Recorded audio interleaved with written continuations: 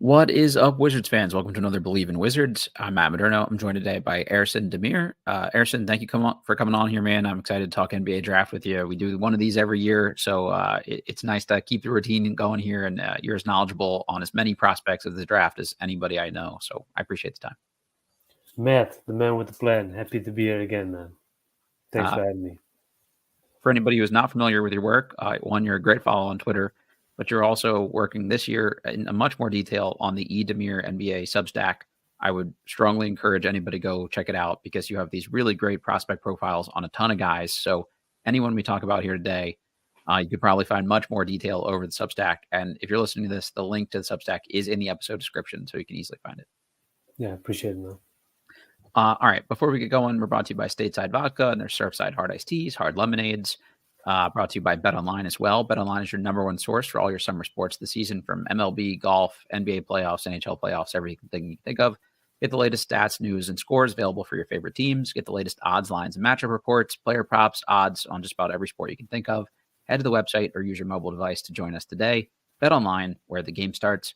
Also, just want to plug, we will be doing a live draft show again on the Wednesday night of the draft. It'll be just the first round this year, so it won't be 5 hours of us talking, but it's just kind of a nice opportunity to kind of real-time live stream what's happening with the Wizards, since they do have 2 first-round picks. We'll have some special guests throughout there, so make sure to check us out. Again, that's on June 26th during the NBA draft. And we'll be doing sort of a charity fundraiser again here. So similar to last year, you can just donate if you'd like to do that, or if you want us to plug something special on the show. Last year we had over 10,000 listeners, so it's a good way to kind of get your company or product or whatever you want kind of out to the masses. So we'll plug anything anybody wants in return for a donation. And this year's charity is for the MS Society for Multiple Sclerosis. Our guy Dave Johnson, that's one of the Wizards radio broadcasters, deals with MS and is a great ambassador for the community, kind of trying to get rid of that disease. And we want to raise some money to help him out as well. So anybody who's interested in that, let me know. I'll get you some more details. But yeah, thanks. So everybody who participated last year, I think, had a fun time with the draft show. So we wanted to run it back. This year, the Wizards more excited even than last year. It was just the 7th, or ended up, I guess, 8th pick, turning in the 7th pick. This year, they have the 2nd pick, the 26th pick, and the 51st pick. So we're going to talk specifically centers today. So guys, the big men that the Wizards fans seem to want them to fill out the roster with. And at the number 2 pick, there's really only kind of 2 guys, I think, here that would even realistically be in consideration for them at number 2. That's France's Alex Sarr. He played in the Australian NBL this year, and UConn's Donovan Clingan. So, Ersin, just, I don't know, of those 2 guys, if you were the Wizards and both were on the board, which one would you go with? It's a tough question, man. But the question I love to answer, because it will depend on the type of basketball you're playing. I think with Sarr, you're buying a defensive star. Mm-hmm. I think that will be his primary role. And on the offensive end, he has more potential than Clingan, but it might take some longer time to develop. Sure. And with Clingan, you know what you're getting. And with him, it's a utility player. So are you drafting that number 2? But Clingan has very, special gifts that make him a top 5 prospect, which we can dig in deeper later on. But as of now, if you ask me, I would go for Alex Sarr between those 2. I'm with you. I think Sarr is the guy that probably has the most versatility defensively. He covers the most ground. He's probably more switchable. Do you see Clingan as sort of a drop coverage center only, or do you think he can kind of hold up on the perimeter, at least for short stints if he has to? Well, if you look at UConn's schemes, they had 2 big men. Mm-hmm. Clingan played drop coverage, and the other one went above screens, blitzing ball handlers, etc. And I think that's mainly giving him a reputation as a drop coverage big man. Sure. But I think with Clingan, despite him being so heavy, he has great mobility, man. I think his footwork is easily the best in the class in terms of big men. I think it's even the best if you compare last year's class as well. I think in the NBA, in a faster-paced NBA game with more switches, people will challenge him. But I think he's sliding his feet so well, man, because he has a very good last step and helps. He uses pivot foot very well. I think I see a European big man when I see him operate at UConn. I think the thing that made him successful is his footwork and his mobility, despite being so heavy. And he alters shots at the rim. He deters shots at the rim. I think that's more valuable than being a rim protector. I don't really care about the block shots, but he is defending the rim like Chet Holmgren. Yeah, exactly. Like Chet did at Gonzaga. He's playing in the same way. And I think he played on on a contender. I think that's the difference. And I think in the NBA, he's going to play in a similar way. But on the offensive end, the people that I spoke with all say the same thing, is that they are hesitant in how many points he's going to score. What does the team offensive rating look like with him on the floor? Yep. But his screening is another game changer for him. As a screener, he creates so much separation for ball handlers, especially in a pick and roll heavy NBA game.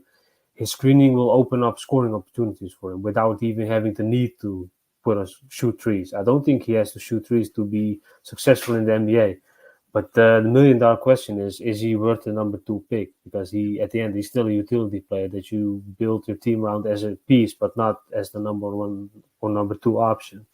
So I think that's the price you pay. Do you want elite big man, build out other guys that do, or do you expect him to do more? I think that's an important question to ask. I kind of always say I wouldn't take a big man in the top 5 or even top 10 unless I thought they were like a potential to be like a generational, Joel Embiid type guy that you could get at that point. And I don't really see that for either of these guys, but Sarr may just be the closest that you get here because of that sort of ground coverage he brings on the defensive end. If you buy into some of the creation and short roll passing and things like that, and even the shooting, I think it's a little bit of a knuckleball, but he seems to have like okay enough touch that he probably ends up a decent shooter, I would think. So if you buy all those things, I think you could at least talk yourself into why he makes a lot of sense. And then when you watch the NBA playoffs, you see what the Mavericks do when you put guys like him that are kind of elite, long, bouncy, mobile role guys next to ultimate sort of, facilitator, creator combos in Luka Doncic and Kyrie to some extent as well. Like, he's a play finisher that would work really well next to someone like that. And the Wizards talked about it before last season where they hoped that they could employ Daniel Gafford in that way next to someone like Jordan Poole. And Poole struggled a lot early, so we never really saw it materialize. But Gafford was at his best here in Washington when he played next to Russell Westbrook, somebody that gets elite rim pressure. I think that's really the way you best utilize someone like Sarr, is to put him next to, this elite rim pressure guard or wing even. And the Wizards don't really have that necessarily unless Poole, really steps up his game and becomes even better than the person we saw at the end of last season. So I still think that that's more offensive potential than Clingan has. I think Clingan actually seals pretty well around the basket, does some good drop step stuff, but he's mostly like a lob catcher, dunker at most, in my opinion. I don't see teams like posting him up. He's got like the high center of gravity. It's going to be a long time strength wise, I think, before he really like can get leverage on bigger dudes. I guess what's your ceiling for Clingan offensively? Like a 10-point per game kind of guy? Or do you see him being able to get up, more than that potentially? I think he can be a double-digit scorer, but it will be like play finisher. I think the Lively example is a perfect one, because what Lively does well is he has Luka. I think the Washington doesn't have Luka, but Luka finally has a big man who is capable to pass, defend, and roll. I think that's all he needed. And I think if Washington wants Clingan, they have to, that's why I call him a utility player. You have to have your pick and roll creators on your perimeter, but I don't think Washington has these guys. That's why I'm leaning towards Alex Sarr. Do you buy the shooting with Sarr? Like, I think there's a little bit of knuckleballiness there or something, but do you see the offensive potential I think that some people see? I think I see it, because what's making it tougher, that's the nuance. When he was playing in Australia, he's playing in a faster paced NBA style of game, but with zero to no spacing. I think that's why he went there, because when he started his career in France, he transferred to Real Madrid, and he was too good for his peers among Real Madrid, and he wanted to learn the American game. In Europe, you don't learn that, so that's why he went to Overtime Elite and got introduced to it, And why didn't we hear him at Overtime Elite? Because he was really getting accustomed to the American game. And I think the NBL was a perfect step after that, because he was used to playing in a faster paced scheme in his own ways, in FIBA rules. So if you look at his numbers, I don't really value the shooting numbers, because it doesn't tell anything, because the NBA triple line is different, the play rules are different. So when I look at his shot, I think it's projectable. But with Sarr as well, I don't think he has to be a 3-point shooter to succeed in the NBA.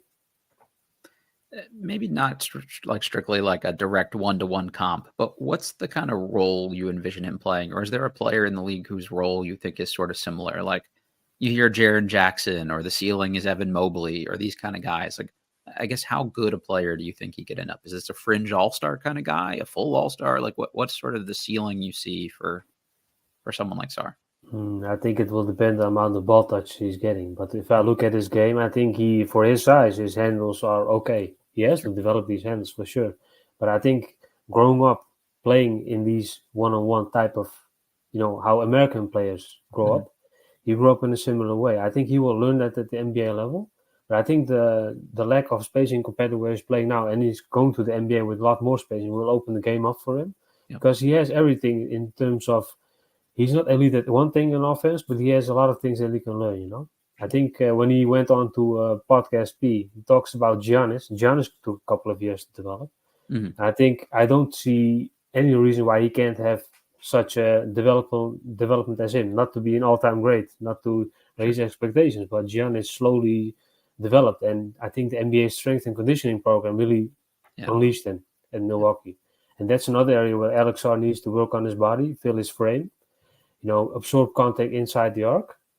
Because if I have one knock on his game, I don't like his touch around the rim. I think it's average at best. And I think in the NBA, against stronger rim protectors, against the average forward or big man, he's going to struggle in the beginning. So I think that's the most important area to work on, not his three-point shot, but to operate as a play finisher and to earn these on-ball reps. And that's why I like Washington a lot, because they play in a 5-out, 4-out offensive schemes. I think that's what they try to do. I think that's why they were okay with trading Gafford, because Gafford is not going to play in a similar way. I think that's why I like Sarr to go to Washington. He will have the ball in his hands on the perimeter. I think that will open up his game. I think that's why I like the fit a lot, man, because he has to play in that 4-out, 5-out type of game. He doesn't have to be put in the paint, because I don't think he's effective there. You always hear should they draft for need or best player available and all that stuff, and I don't really kind of buy into that thing a whole lot. But looking at potential fit with some of the other young upcoming pieces for the Wizards, one, you'd have a really good defensive potential, with Coulibaly as your small forward and Sarr as your sort of power forward / center, depending on how you deploy him. He's probably maybe more power forward early in his career, and then when he bulks up, he can be a little bit more of a center. But I also just think he's a nice fit next to Tristan Vukcevic. Like, their skill sets, I think, would really complement each other well. They both pass it a little bit. They both can put the ball on the floor a little bit. Vukcevic is more of the shooter. Sarr is probably the better, defender. And I think they could kind of help each other out. So looking at that as like a front court of the future, I think is actually pretty exciting. Yeah, I agree, man. If I look at the Wizards, I think about the Clippers, man. Wing heavy, ball handlers, Avdia, Coulibaly are too. We're going to have a great career. I think Vukcevic might need some time, but he shows some good flashes. I think the Clippers is how I hope the Wizards will develop as well. Not so guard heavy, but wing heavy. Okay. Wing heavy ball handlers, multiple of them. But you need the big man as either a play finisher, or if you want to start 4-out, 5-out type of offense, you don't have Zubac there, but that's where Alex Sarr could really thrive as a ball handler. And I think that's, in picking second is actually a good thing. Because you're getting, hopefully you'll get him, man. But if the Hawks picking, I couldn't blame him. Yeah, I think if he's definitely on the board, he's the guy they're going to take. I can't see the Wizards front office passing up on Sarr if he's still there too. All right, I think we've covered that second pick pretty well here. So then the Wizards drop down toward the end of the first round here with the 26th pick that they get from the Clippers.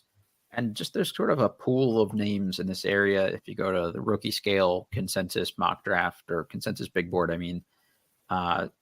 it kind of starts with the next big man they have on their board at 17 with Kyle Filipowski. So let's just spend a minute or two on Filipowski's game. Comes from Duke, sophomore player. For anyone who hasn't seen his game, I guess, how would you describe Filipowski, and do you like his potential fit in Washington? No, I don't, because I think he's a usage-heavy forward, especially that college forward. I think his footwork is very good. I think that's opened up his game at college. That's why he was so good. But I think you have to really give him the ball to let him succeed. I don't really see a good rotational piece in him. I don't really understand why he's in the lottery range, because I don't buy the NBA role at all. This may sound harsh, but I don't think he has any business going to the NBA in the play style that he played at Duke. If he's going to scale down his role, you play more as a play finisher, I don't think he has a lot of value, because he was playing in a post-up heavy game. I think his connective passing is decent. I don't see him being better at any one of the other guys in his peers in this class. So I don't really like the fit for Filipowski, especially for the Wizards. I think if you have everything in place, you want to go for depth, you want to go for having multiple offensive varieties to score. For example, the Thunder or something. I think that's a team that could pick him, but the Wizards are rebuilding from zero, so I don't think it's a good move to go for a guy like him. The defensive concerns are bigger for me than the offensive concerns. I think he does have nice touch. I like the passing probably a little more than you do, it sounds like. I think he'll shoot it just fine enough for somebody his size, but he's kind of slow and plodding, and he came off some like the double hip surgery this year, so maybe he gets a little bouncier once he's kind of had a year to rebuild his strength up and stuff like that. I don't know, but he's basically a center size, but I don't trust him as much of a rim protector, and I don't see him being super switchable. So that would not be my preferred choice, even if he is still on the board at 26. I see a lot of mock drafts have him in the, just after the lottery and stuff like that. I'm with you. That kind of surprises me a little bit. Someone taking him in the 20s, I think makes a lot more sense. Yeah. To me, it doesn't make sense if you're Washington. Like the best version of Vukcevic, I think, is a better version of what Filipowski could be. So why would you take another guy that is sort of that potential stretch big, I think? Yeah, exactly. The next one they have on the board here is Baylor's Yves Missi, sort of a long, bouncy, rim runner, lob catcher, rim protector type. That's sort of how I view him. How do you feel about Missi and his potential fit? I like him a lot, man. I think if you have your playmakers in set, center is only the play finisher, I think he is the guy you should target at the end of the first round. Because his athletic tools, that's what you're buying with him. His size, he's young, he came from Europe. That's not that that's a value riser, but he played in certain philosophies, Sure. And I think at Baylor, he went to the right school. That's really, utilized him in his NBA role.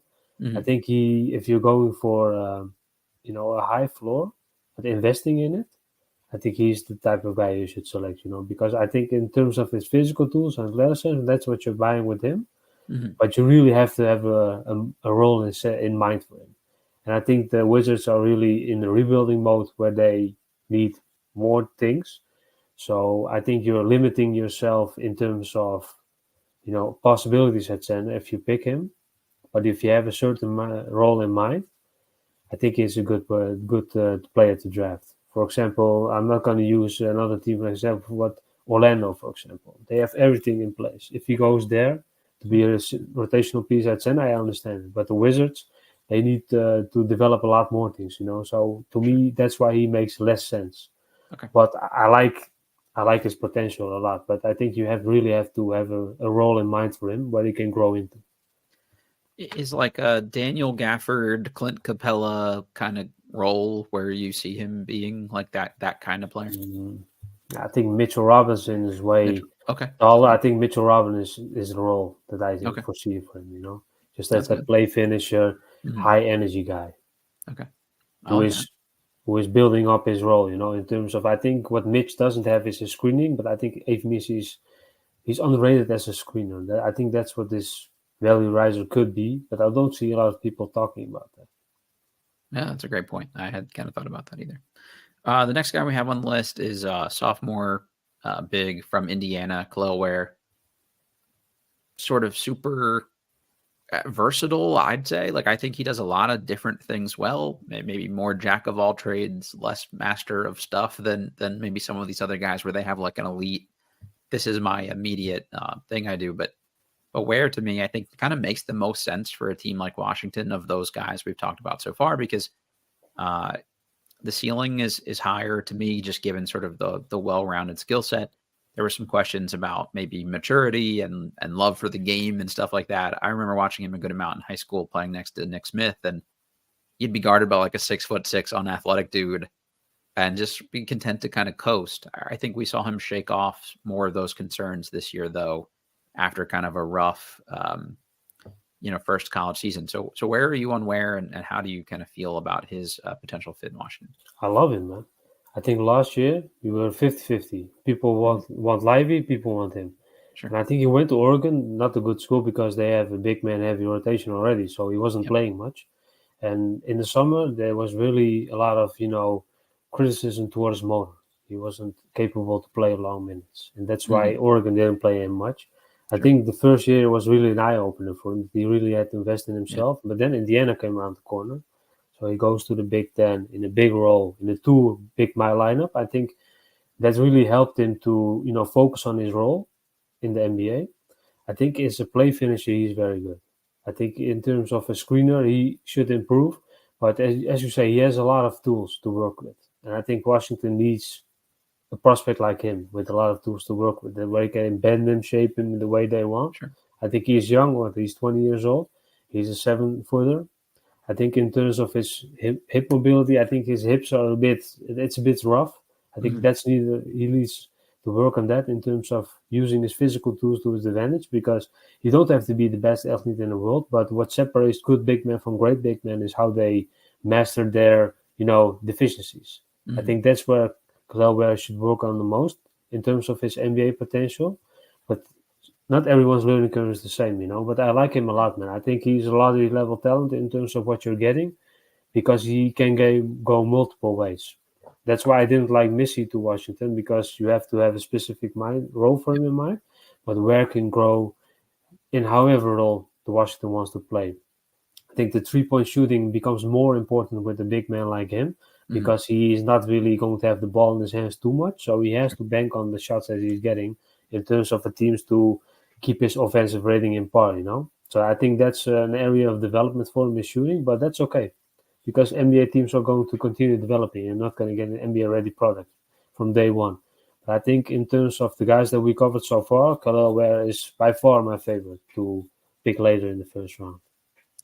Yeah, 100% agree with everything there. And I think maybe the most important thing with Ware wasn't just the improvement from freshman year to sophomore year, but he showed much better production without having a real point guard. And I think that's hard to do, especially in college basketball.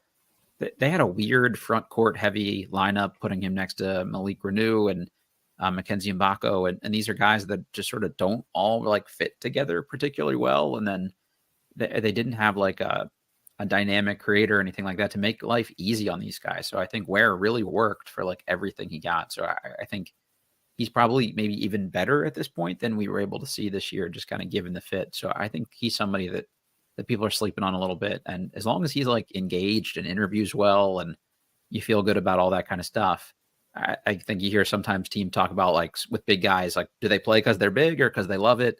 You need to kind of figure out those things with someone like Ware. But as long as he does, as long as you feel good about that piece, like to me, he'd be a no-brainer at 26 if he's on the board. Yeah, no doubt, man. The next one here a little bit, and Jihadi and I talked to him a little bit about him a little bit last episode, is Purdue's Zach Edey. I'm like, you saw a lot of tweets like during their tournament run of like, oh, he's only good because he's big. And I don't buy that at all. I think he's got great touch. I think that somebody runs the floor as well as he does at that size as a 7'4" guy is incredible. I think the fact that he was kind of late to basketball and is already a 2-time National Player of the Year is amazing. I do worry about the fit a little bit. Again, at 26, if they say, hey, he's the best big man left for us, I wouldn't be mad at it. But if all these other guys, like if Ware's on the board, I would go Ware of the two. Where are you with Edey, and how would you feel about his potential fit in Washington? Man, Edey is a lot of fun, man. Because last year I remember people asking me, why don't you have Zach Edey on board? I was like, great question. I don't know. Yeah. Because the production is 100%. Insane. Yeah. You can't blame that. And I think he's heavy-footed, but he plays 40 minutes a night. So what are you going to say about that? Exactly. Yeah. He takes away everything that people threw at him for a couple of years. But I think the part that really is mind-boggling to me is that people are saying he can't play in the NBA, and then it's ESPN putting him in the lottery, and then all of a sudden he's an NBA prospect. So it doesn't really make sense to me. Yeah. But I think in this year, he came back as National Player of the Year, and he won it again. I think that's incredible. Yeah. The whole story, the whole Final Four run. But I think the nuance is their team was really set around him. They were the same last year, but he needs other players around him as well. And Purdue didn't really put good guys around him. They were decent. I think if you put their guards on another team, they're not going to play in the same way. They'll probably be less. So I think that's why NBA teams like him, because he's really a utility player. I don't think he is going to play 40 minutes, despite him playing in college 40 minutes and NBA phase 40 minutes. It will really take a team's pace down and really make a team's hard to maintain their offensive rating, because I don't think he really has to shoot threes, man, because he is dominant at the rim. You're buying rim dominance with him. People that are saying that he has to shoot threes, I stop listening to these people, man. I don't really read their stuff anymore. I don't see it either. When both he and Clingan showed like good shooting during the combine, people lost their shit. But I remember Mark Williams did the same thing, and he took 2 threes this year and made 0 of them. So like I wouldn't just immediately assume because he hit wide open threes he can. I mean, it's great that he shows he has enough touch to do it. I just wouldn't expect that from him. If you get that, that's an added bonus. But I think what makes Siggy so good is he's hungry. When he sees a mismatch, he's going to punish you. And I think that's how an NBA team should utilize him, man. Because, switch early, continue switching, because he's really a good screener. You can't take that away from him, despite him being tall. I think if he was 6'10", he would still be a great screener. I think that's what NBA teams buy with him, that 1-2 punch, screen, switch, and punish inside the arc. But, post-ups is not a really popular game anymore. So what's the team going to do? I think he's going to play 20 minutes max a night to really be effective. I think he can really be a double-digit scorer in the NBA. It wouldn't shock me if he goes top 20. But it's not really my cup of tea, man, that types of player. So that's why I'm really hesitant in, putting him in my top 20 myself.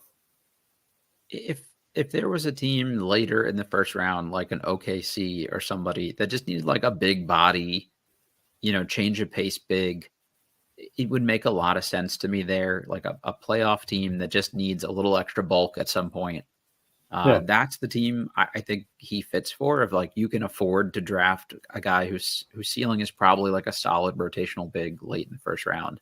If you're the Wizards, I think you have to just swing for more upside than that. So again, I wouldn't like hate it if they were determined that we've got Bagley who's small, Holmes who's aging, and Vukcevic, who's kind of more perimeter oriented. We're going to take Edey. Like I wouldn't necessarily be mad. It just wouldn't be my choice. So, I don't know. We'll see. I'm with you though. I think it takes a very specific team to take him and kind of make the most out of it too. There's kind of a drop here maybe in terms of where this consensus board has the next couple of bigs, but this is a guy I think we're probably both higher on from what I remember. Is Dayton's DaRon Holmes. He's kind of projected like maybe early first round on a lot of these mock drafts. To me, at 26, he makes a lot of sense. And similar to Ware, I think I buy him as kind of maybe the guy with the best like two-way potential of some of the names we've talked about. Maybe a little undersized compared to the last couple guys, but runs the floor pretty hard, has good touch. I think he plays really good defense and will move his feet well enough to be switchable and stuff too. So that's my take on DaRon Holmes from Dayton. Where are you? Well, I want to go more in depth with DaRon because I think he is very misunderstood, especially last year. Because I think what makes him a very good prospect, I think he can push all the way up to the lottery, is 2 things. I think his footwork. Last year was the same thing. I think he has great footwork, man, because he really knows what he's doing. I think how he uses his pivot foot combined with his strength, I think he fixed his frame a bit more this year in being more effective on that end. Is how an NBA big man operates, because I think what really, made him go back to school is that he didn't utilize his advantages in the post in terms of passing or popping out to the perimeter to shoot, because I think the downside with him is he's not a real 5. He's not really a 4. He's a bit of a tweener. So you have to master a couple of more things to be effective. He'd be like a really great mobile small ball 5 for like a good playoff team or something, I think. Yeah, exactly. Because he won't play full-time center. But the positive is I like him a lot as a pick-and-roll defender, where again the footwork is really standing out. I think his screening is, most college screens are just forcing a decision. He's not really putting a wall that creates separation. I think with him he does it better. But the downside is Dayton only played pick and roll offense, man. It was 0. Yeah, I didn't really like it. That's really taking away value. They lost their point guard again for the second year in a row to injury. Yeah. I think that kind of held them back too. And the fact that Holmes was so crazy productive without, again, another like dynamic playmaker says a lot about him too. Yeah, exactly. I think in the NBA, you will have less pressure to produce. Yep. make him flourish on the other side. In terms of his passing, I think he invested in his passing a lot this year, man. Especially connective passing. I think short roll playing in the NBA at that pace is the hardest thing to do. So that's not something I want to put on him. But as a connective passer in the post, utilizing his strength, I think playing in that post-up type of game. But what I like with him is if he's going to score, he's going to score. If he doesn't go to score, he keeps the ball in the center for 1-2 seconds max. He's going to play it. I think in terms of ball movement, that's something that the Wizards are trying to do with Avdia, with Koulibaly, with his wing-size ball handler. He fits the best in terms of the future, what you should build around. I think even better than Ware. But I think the downside is you're not getting a real 5 with him. You're getting a tweener. And how comfortable are you with that? Because you have to have another second big man on your roster. So I think that's more a roster construction question than fit in terms of Holmes. But I like Holmes a lot, man. I think he is one of the most misunderstood prospects in this class.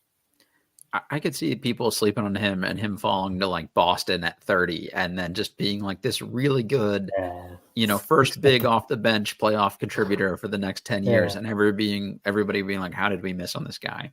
So how do we allow them to go, to Boston? Exactly. Yeah. Why did we let them get better? I'm totally with you there. All right. So that's probably the guys I think that are like most realistic in that 26 range. There's kind of like a little teardrop down again, I think, for these next couple guys. So we'll hit them maybe a little on the quicker side here. The next one is Adem Bona out of UCLA.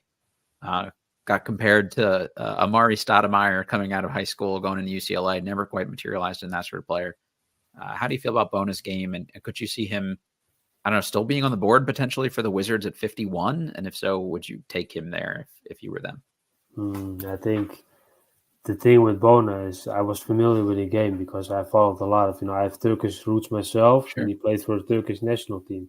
When he was 16, I followed him, but I liked him in terms of an athlete, but the rest I never liked it because the first thing in Europe that you're learning is screening, but he was a terrible screener throughout his career. I think at UCLA it continued. He has a tend to make, how Gafford played in the first couple of years in Washington, offensive fouls, moving screens. I think in the first year that really hurt him at UCLA. In the second year, he took a bigger role. He improved. Yeah, I think he got a lot better this year.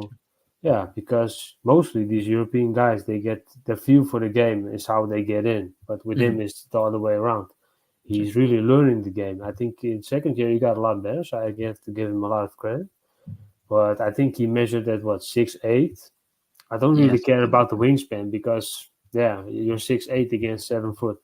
I think he's very good verticality. It makes up for it, but you have to count the things that make up for the lack of size. He's not a full-time 5 in my opinion, but his game is built for a 5. So I think that's why teams are mostly going to consider him as an energy big, as a play finisher, as a hustler, because if you're going to look for someone who plays hard, you're not going to find more players than him that plays hard, but playing hard is okay, but what do you really have to offer? He's not shooting. He doesn't have to. But his screening, if that never materializes, I think he's going to get out the NBA very quickly.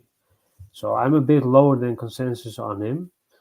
But if he's there at 51, which I think I would doubt that because I think in the early second round, the team doesn't need an energy big. Is going to take him and trust that, okay, I can develop these athletic tools. But again, if he's there, definitely need to take him. But I think he's going to have a career as a, you give him a specific role, nothing more, nothing less, and he's going to thrive on it. And that's okay as well, man. You don't have to have high ceilings with everyone. Well said across the board. If it's just, hey, run the floor real hard, be super athletic, and catch a bunch of lobs, like I think, that's a guy who could do that. I think when you expect much more than that from him, I'd be, a little questioning of that. And there are probably other guys that do similar things that might do them a little bit better. So I wouldn't be reaching for him at, 26 or something like that. But like you said, if he's left on the board at 51 and you still haven't taken a big with either of your first 2 picks, I'm cool with trying that. Next guy on the board here is Marquette's Oso Ighodaro. Also kind of interesting to me. It's kind of a undersized. It's a little bit of I think his NBA role is the Grizzlies tried to do with like Brandon Clark a couple of years ago as like this switchable small ball five. Ighodaro moves the ball really well, doesn't really shoot it, isn't a crazy athlete, but he's just like kind of good at basketball and he's got decent touch, I think. So again, another guy that if he finds himself in the 51 range and they wanted to go with it, I wouldn't be mad at it. I think his value is probably greater for like a playoff team that needs an additional rotation big, though. The upside to me isn't as high with him as some of these other guys. How do you feel about Ighodaro's game? I think you have to play him as a 4 in the NBA, but you have to have rebounding at the 5 to really make him effective. I think what you're buying with him is a playmaking up. Ball movement heavy teams. Sure. He's a very quick decision maker, man. He's a subtle playmaker as well. I think if you're looking for passers, you're not going to find a lot more big men last year and this year than Oso Ighodaro. He thrives with like the Golden State guys and stuff like that, I think is like, that kind of thing.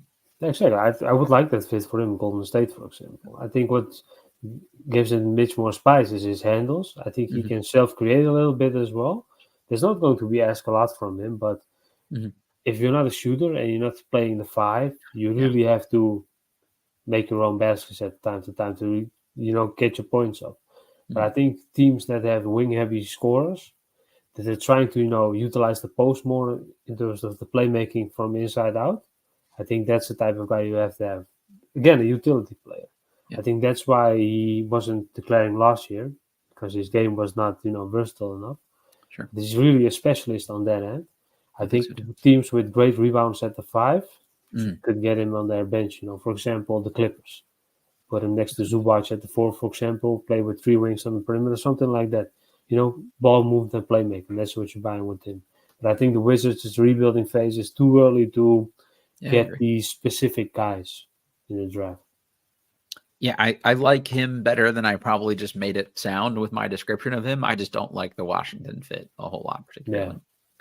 Another name that there's like a small segment of Wizards fans that are like just kind of really into this guy, and I have watched almost no minutes, so I need you to fully educate me here, is Ulrich Chomche. So can you kind of give folks that aren't in on his game like me kind of the sales pitch for him and what kind of prospect he is? Oh, man, I wrote about him, I think it was January.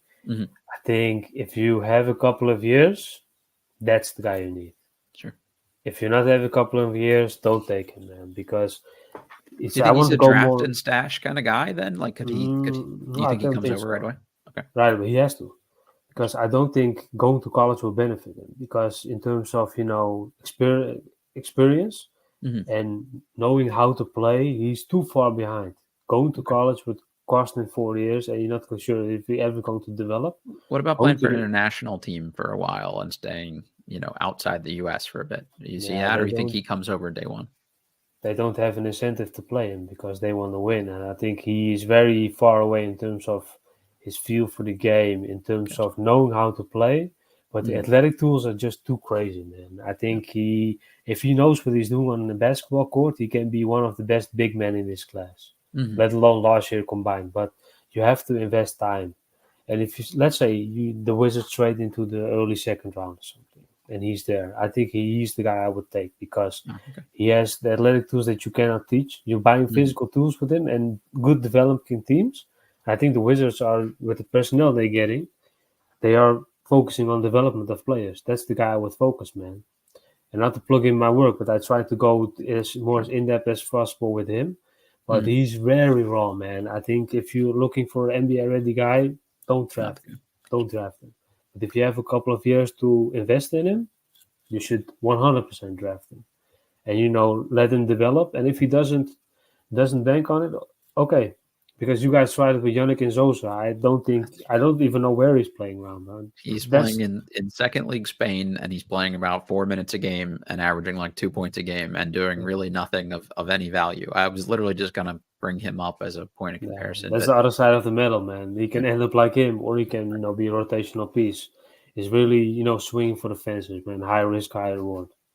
He looks more filled out and solid already and physically built than someone like Zosa was. He's still skinny like 3 years later. So Chomche looks big. He's like center size to me, not like some of these kind of small ball 5-ish guys we just talked about. I think the difference with Zosa is really elite defensive tools, and he knew what he was doing on that end of the floor.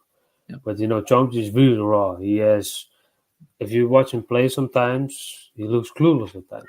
Another knock on him, but Sure. that's just how everyone's learning curve is different. And he's still 18 years old. I think he Mhm. was 1 or 2 days away from being not eligible for this class. That shows how young he is, man. So Sure. he's still 18 when you draft him. I think until around Christmas. For someone like Washington that has a G League team right down the street here, where you could have them spend minutes on both teams, that might actually be a compelling fit. And they need some bigs for the G League roster here too. So you could take the time and just let him do his thing and not worry about him, having to contribute for 3 or 4 years. Exactly. I would do that. But again, at the right price. Sure. Yeah, that makes sense. Yeah, especially if he's there at 51, I have no issues with them. That's a no-brainer. You think he's definitely gone by then? I think it's a tough question, man, because if you look at this draft, you have a lot of ready rotational pieces that winning teams want. If you look at the second round, especially in early stages, winning teams are drafted there. Yeah. So it's tough to determine if they go for upside. Why should they go for upside? They are already looking for NBA-ready players. Makes so sense. I think he should be there. Okay. But would I pick him earlier? 100%. But again, I think it's being realistic. This year's weak class, I get angry when people call it a weak class because it really isn't, because there are a lot of NBA-ready players in this class, but these are the type of players that these teams want, so he should be there, but I would pick him earlier.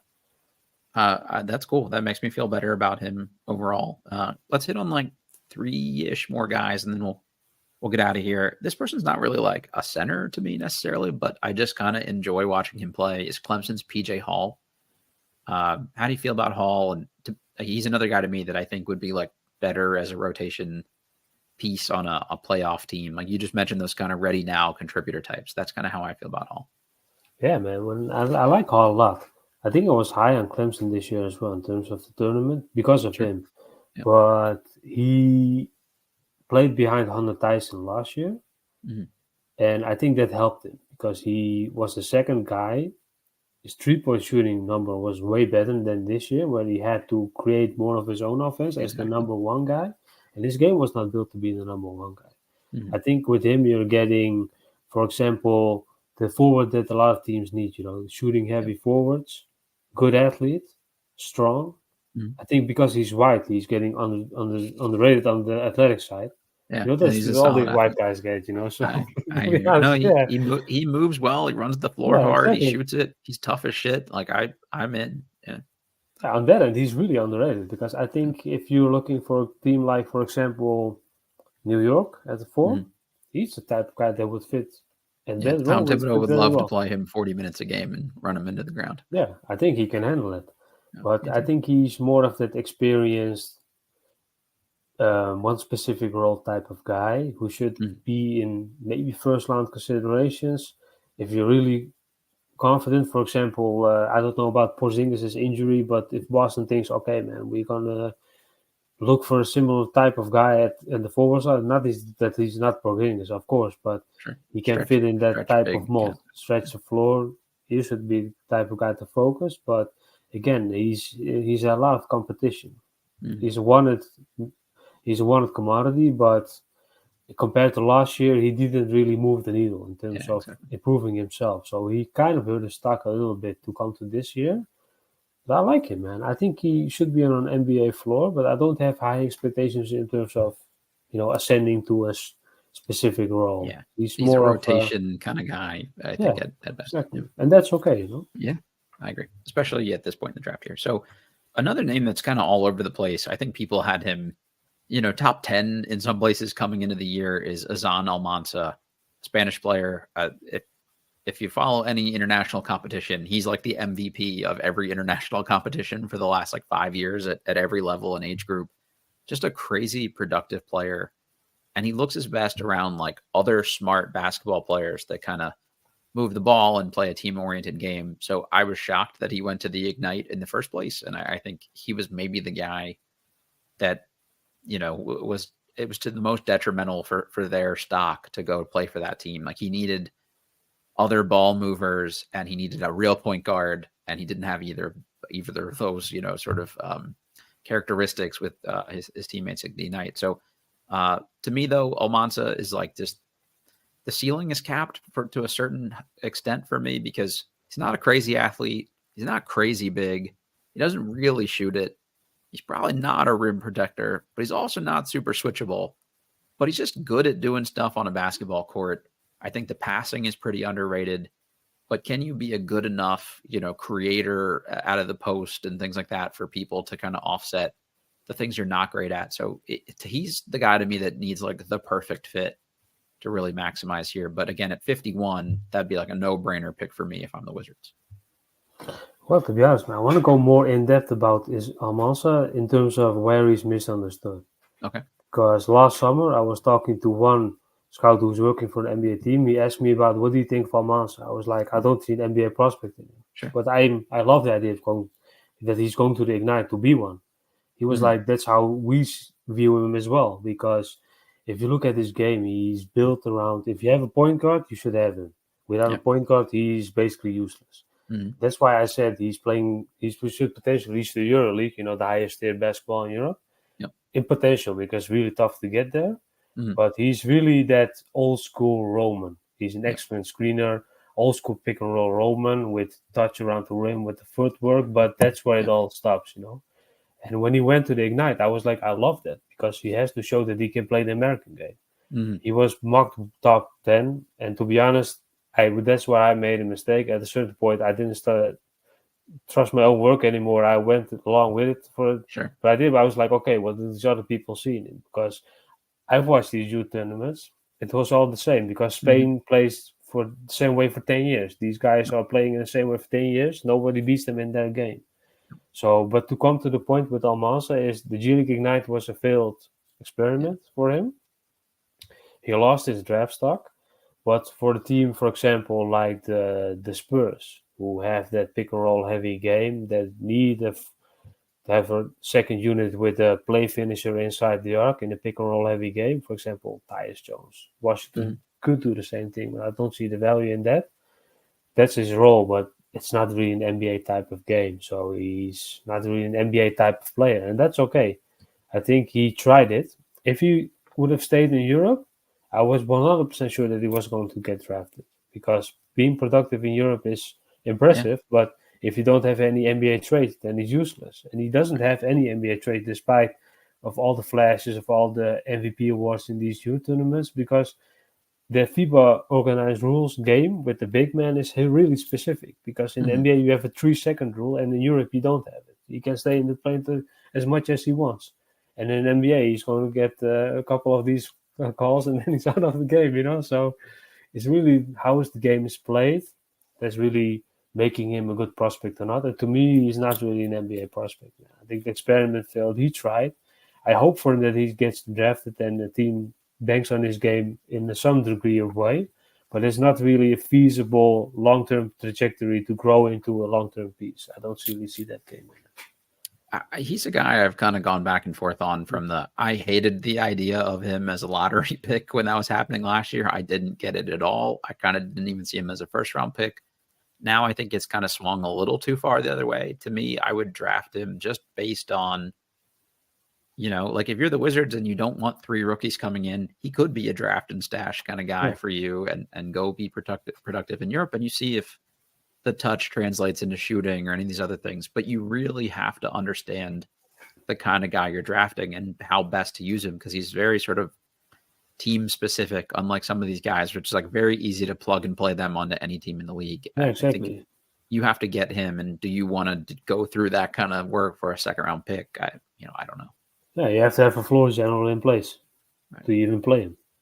He would look terrible to me in like on the go-go as like that kind of center because it's the same kind of thing of like the fit is just not going to be good enough with like G League caliber point guards to actually let him do his thing. It'd be the same kind of stuff we saw this year, I think, too. Yeah, exactly. He's a utility player with a lot of needs, so that's why he's not really a good commodity for NBA teams. Last guy I've got on the list here is San Francisco's Jonathan Mogbo. The Kenneth Faried comparisons, are still kind of prevalent out there as like this 6'7", run the floor really hard, dunk everything kind of guy. He's just fun to watch. I said this a bunch on the show, so anyone who's a consistent Believe in Wizards listener knows, like, I'm up weird late hours, so the WCC is like perfect for me from a late night basketball time frame. So I see a lot of those kind of teams, and I watched a decent amount of Mogbo this year. If I'm again a playoff team who just needs like an energy big at the end of the second round, like, he's a no-brainer to me also, even though, he's probably not like there's no world where he turns into like a starting 5 in the NBA, and I don't think he's skilled enough to be like a full-time 4. So you're really drafting like a utility small ball 5 to me, but that's kind of how I look at him. How do you see Mogbo's game? To be honest, I think it's the contrary, because Okay. I want to go one step behind it to go to his JUCO years, Mm-hmm. because that guy really opened my eyes that I have to focus more on JUCO basketball. Okay. Because what I see with him compared to other big men is rebounding, man. In terms of positioning, Sure. and how he's boxing out, how he's grabbing his rebounds, it's crazy, man. I think that's really opened up in his game as a high energy guy, as a play finisher. But I think it's not really acknowledging his game if you put in a specific role for him, because I don't think he has to be a shooter, but he plays like Clingan in a way. His activity as a screener, as an energy big man who keeps players busy inside the arc, is opening up scoring opportunities for him. I think the WCC is not really a good comparison to how his NBA role should look like. Sure. But that's why I like his JUCO years, because he really grew from really the not to call it the trenches, but from a lower level he grew to the D1 level and really thrived on a specific role that got real NBA attention early in the year. I think if you look at him, it's again team specific, but he can grow multiple ways. In terms of, for example, when the Knicks drafted Mitchell Robinson, I like that comparison for him. Mitchell Robinson is a crazy athlete who can do multiple things, but he didn't really, invest too good in himself, and he had injury issues that really cost him some development. I think with Mogbo, he's older, but a team that's in need of rebounding at the 5, for example, Oklahoma City, I think that's the best fit for Mogbo in terms of what they need as an energy 5 in terms of high view for game. Man, like, do you I mean, are you saying like as a starter next to Chet, like that kind of thing? Do you think he can be that level of player? He can grow into that. I'm really confident that he can flirt with the first round selections this summer. And I know the first round is a selective group, but it's really it's a close class in terms of 15 and 35 and even 45 can be 40 players in that pool who can battle for these spots. That he's going top 20. I don't think he's going that high, but I think a team like Boston, for example, that missed Robert Williams due to injury, could use a guy like him. And in Oklahoma City, I think they would look at Robert Williams. I don't think I hope we had this guy, but he's not healthy. I think Mogbo can play in a similar way. I think back a couple of years ago, Williams and Mitchell Robinson were comparable players in terms of what they couldn't become. And Robert Williams made it happen. Mitchell Robinson didn't make it happen. But Mogbo should be more ready from day one to play in a similar role. Okay, I dig it. Anyone else here that you got on the list of potential bigs that make some sense for teams picking late in the second round? I think we had most of them, but I think normally there's not a lot of big men being drafted because the big man pool is more specific. Sure. I think these are the guys that should be 90% of the people that are going to get drafted. But I think more than 10 is not really realistic. I don't think we see a dozen of big men getting drafted in the top 40, for example. I think after that, I liked it because I think I'm still not 100% what the Wizards will do if they get to 2. If Sarr is gone, so they will go for another position. There were 2 other guys I would throw out here that I just like. I don't know what their NBA role is. I just enjoy them enough that if they were available for a 2-way contract, either you take them at 51 if you're determined, or you try to get them undrafted. Would be Oregon's N'Faly Dante. He's currently appealing with the NCAA to get another year of eligibility, so we'll see, if he can actually go back to Oregon for another year. That seems pretty unlikely. he's just like productive, and they were so much better when he was playing and healthy. And he's like a big 6'10" dude. Worst case scenario, he really locks it down for your G League team and could come in and play a couple, spot minutes as like a big, solid guy who defends the rim a little bit. Any thoughts on Dante? I think he measured very well at the combine, right? But I didn't really watch his game last year, man. Zero. Yeah, so he's no just take on him. just big play finisher, solid defensive, prospect kind of thing, and not a huge ceiling. Another guy I'm just like I can't give up on him is Naquan Tomlin. I was at Memphis this year. I think he entered the draft here. I need to check in on that, but if he's in the draft, the guy didn't start playing basketball till after high school. So he didn't play in high school, ended up playing in junior college, spent a year at Kansas State, transferred midway through the year here to Memphis, which ended up being kind of a mess as a team. But he's like a 4 or 5 with like some handles and guard skills. And that's a guy I would take a shot on, just, given that he's got some upside left as a good athlete. Yeah, exactly. If you're going to discuss two ways, there's one name, Isaac Jones from Washington State. This dude, all right. I talked about him a little bit on another pod the other week.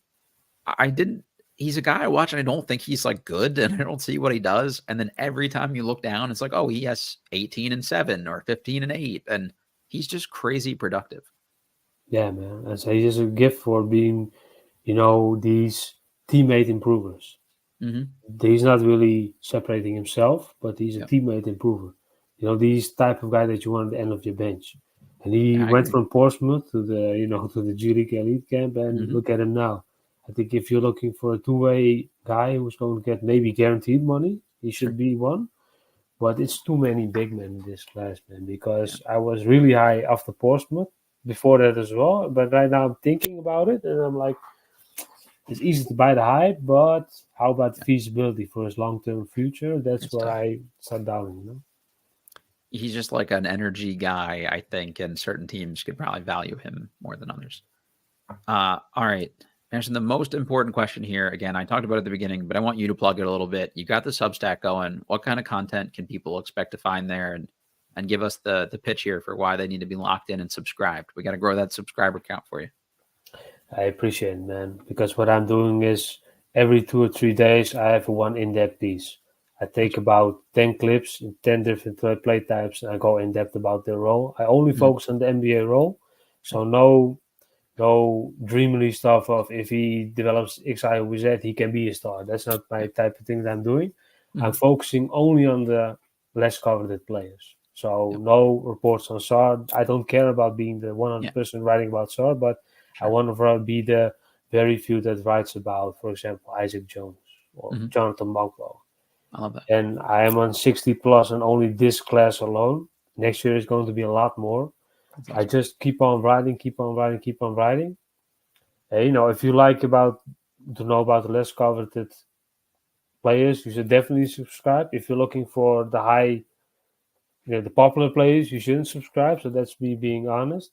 But I really appreciate it, man, because I'm really trying to grow this thing.